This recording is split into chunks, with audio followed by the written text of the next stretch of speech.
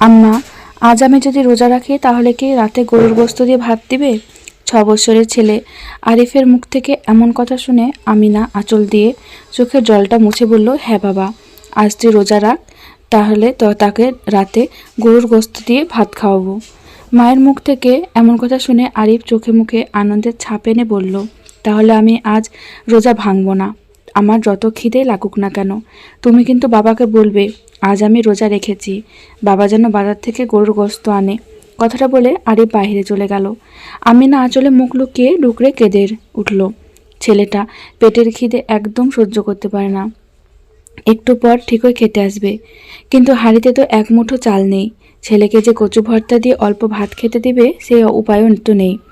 মা ছেলের কথাগুলো ঘরের পিছনে থেকে শুনছিল ইউনুস মিয়া। বেড়ার ফাঁক দিয়ে তাকিয়ে দেখেন ওনার স্ত্রী আমিনা কাঁদছে। বিয়ের পর থেকে মেয়েটা কেঁদেই গেল। ইউনুস মিয়া নিজের কপালে নিজে থাপ্পড় মেরে নিজেকে বললেন, কি কপাল নিয়ে জন্মালাম, আজ পর্যন্ত নিজের বউ বাচ্চাকে একবেলা পেট ভরে খাওয়াতে পারলাম না। উঠানে দাঁড়িয়ে ইউনুস মিয়া চিৎকার করে বললেন, কই গো আরিফের মা, বাজারের ব্যাগটা একটু নিয়ে আসো তো।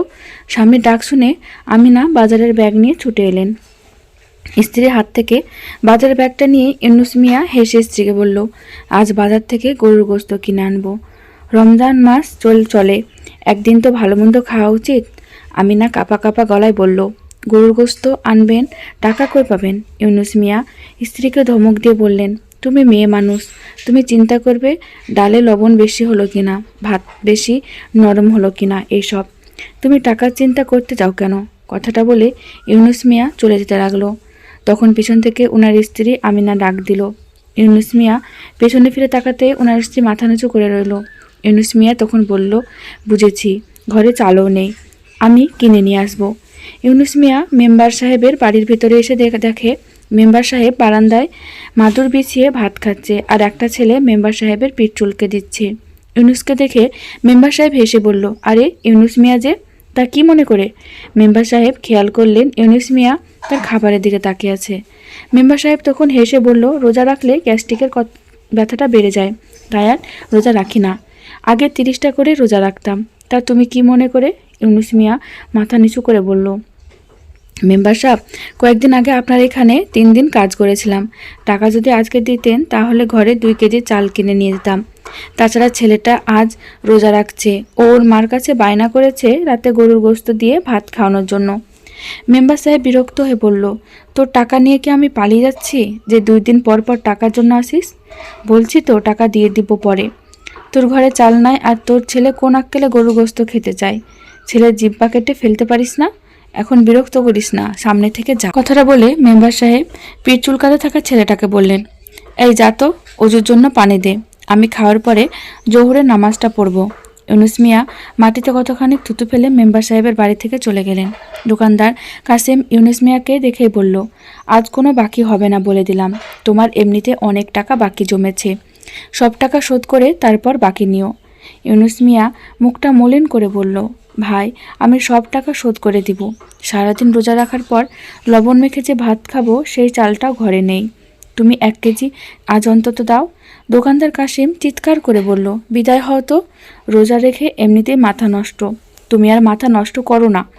দিনমজুর ইউনুস মিয়া সারাদিন একটা কাজের জন্য এদিক ওদিক ছোটাছুটি করলেন, কেউ কোনো কাজ দিল না, কেউ 1 কেজি চাল কেনার মতো টাকা দিয়ে সাহায্য করলো না। ভরা ক্লান্ত শরীর নিয়ে ইউনুস মিয়া মাটিতে বসে পড়ল। এমন সময় উনার কাছে আসরের আজানের শব্দ এলো। ইউনুস মিয়া অজু করা মসজিদে ঢুকলেন।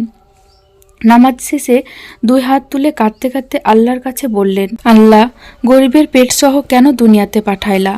আজ গরিবের যদি এই পেট না থাকতো তাহলে গরিব বড় লোকের দাঁড়ে দাঁড়ে গিয়ে লাথি খেত না। আমি এমন এক অসহায় স্বামী যে কিনা নিজের স্ত্রীকে চোখের জল ফেলা বাদে আর কিছুই দিতে পারিনি। আমি এমন এক অসহায় বাবা যে নিজের রোজাদার সন্তানের মুখে এক টুকরো গোশত তুলে দিতে পারি না। হায় আল্লাহ, তুমি আমার অভাব দূর করে দাও, নয়তো আমার স্ত্রী সন্তান সহ আমারে উঠায় নাও। রাতের অন্ধকারে উঠানের এক কোণে ইউনুস মিয়া নিজেকে লুকিয়ে বসে যাচ্ছে। কিছুক্ষণ পর ওনার স্ত্রী আমিনা আসলে ইউনুস মিয়া বলল, আরিফ ঘুমিয়েছে? ঘুমিয়েছে।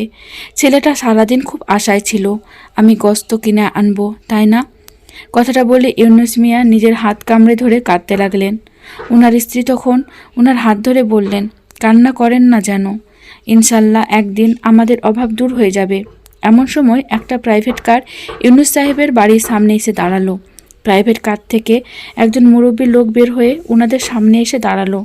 লোকটার হাতে 2টা বক্স। ইউনুস মিয়া অবাক হয়ে বললেন, আপনি কে? লোকটা মুচকি হেসে বলল, আমায় তুমি চিনবে না, আমি এই গ্রামে মাছের ফিশারি করব। তুমি কি আমার সাথে কাজ করবে? মাস শেষে তুমি 10,000 করে টাকা পাবে।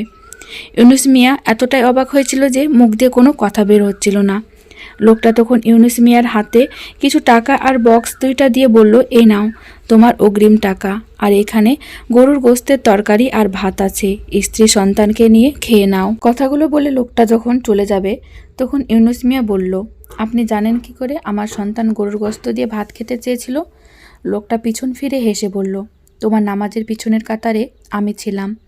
একটা কথা মনে রেখো, যার সাহায্য করার মতো কেউ নেই, তার আল্লাহ আছে। আল্লাহ চেয়েছিল বলে আমি আজ তোমার দুয়ারের সামনে এসেছি। লোকটা চলে গেল। ইউনুস মিয়া তখন ভাবতে লাগলেন, আমি যদি এতদিন মানুষের কাছে হাত না পেতে আল্লাহর কাছে হাত তুলতাম, তাহলে হয়তো আমার ঘরের অভাব অনেক আগেই দূর হয়ে যেত।